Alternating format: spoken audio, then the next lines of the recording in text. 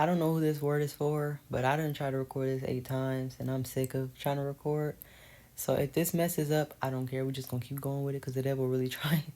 I don't know what this message is for, but I just want to let you know that salvation is one of the best things ever, because when you are saved, when you allow God into your life and say, God, take my life, use it as you please, like help me, I need help. When you allow God into your house, He's not leaving, right? You're going to feel His presence more than you ever did before. That means that before you were saved, you might could go down the same road 50,000 times and not feel nothing and not budge, right? You might have a little feeling of this is wrong, but you could go down that road and not care, right? It's not really affecting much. It's just like, okay, life is what it is. It's toxic. It's not getting any better. Once you say, God, I need help, even that God, I need help, once you allow God into your life, you're going to feel His presence more than ever. And what that means is when you start to continue down a road that you're not supposed to be on, God's going to make His presence very clear. You're going to feel conviction left and right everywhere. And a lot of people are in a season to where they're continuing down this road that they're not supposed to be on, or just doing things that are not representing God, and God is convicting them with, hold on, I had a brain fart, but God is convicting them to the point where they're starting to feel physically sick. And when God does that, it's a very beautiful experience. Obviously, it's not good, but it's good in a sense of this is a perfect opportunity to go back on the road that God intended for you to be on. Because when God starts to see that you're going down the road too many times and you're repeating the same mistakes over and over and over, He's going to allow you to feel the suffering of it. He's going to allow you to feel physically sick. He's not the one causing it. It's your disobedience causing sickness. What's going on? Oh my God. I'm telling you, this word been struggling, but it's your disobedience that's causing you to feel sickness, right? But God is going to allow you to feel that. And a lot of people are in a season and in a situation to where their body is starting to reject everything in their life. Everything's falling apart. Everything. Left and right. Family situations, career, their housing situations, their friends, everything, their relationships. Everything is falling apart.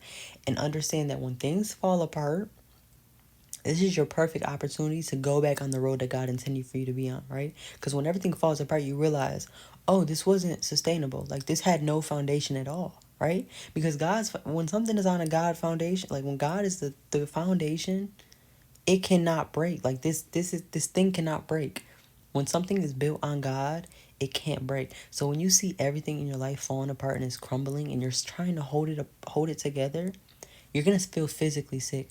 And people are in a situation in their in a season to where they feel like somebody is holding their neck. They're feeling this weight, this heavy weight. They're feeling hyperventilating. They can't breathe. They feel sick. They might be going to the doctors and doctors saying nothing's wrong. Like, your flesh wants to keep these things, but your soul is tugging on your flesh to where your flesh is now rejecting these things. Like, you don't even want to be around these people.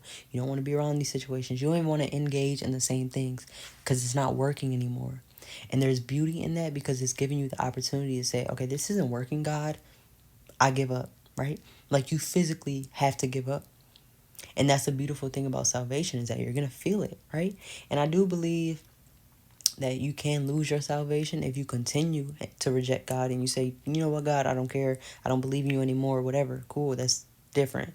But if you're still believing in God, you just continue to make mistakes and go down this road, you're still going to feel that salvation. Like, you're still going to have that salvation, but you're going to feel the suffering.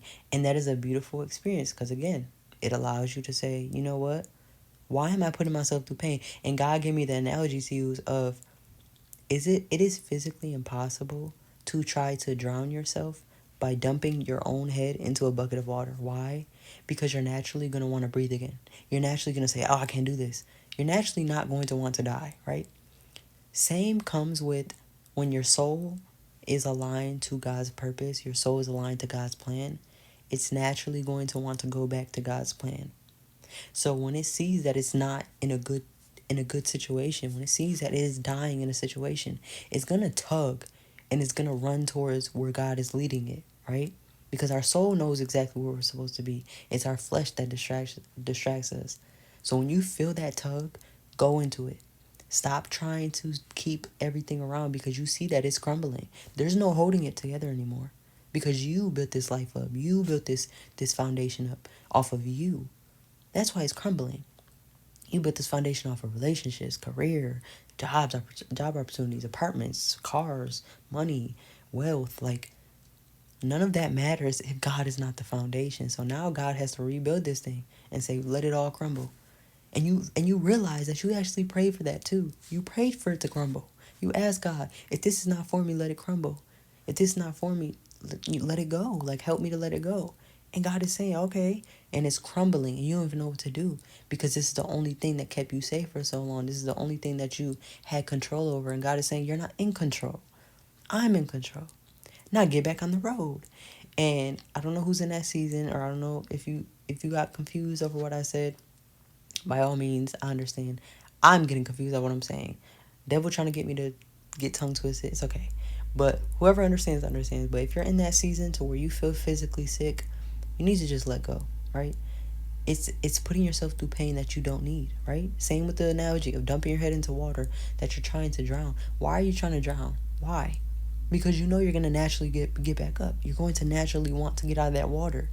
Well, why are you trying to push yourself down and put yourself through pain? Right? Now you're choking on water. Now you coming up gasping for air. Like, why are you doing that to yourself? You know that your soul is going to yearn for that plan, for God's plan. Why are you doing that to yourself? Because it's comfortable? Because you're scared of the new? You're scared of the unknown? It's okay. Like, God is with you. So I don't know who needs to hear that, who needs that information, but take that back to God, pray on that, and have a good day.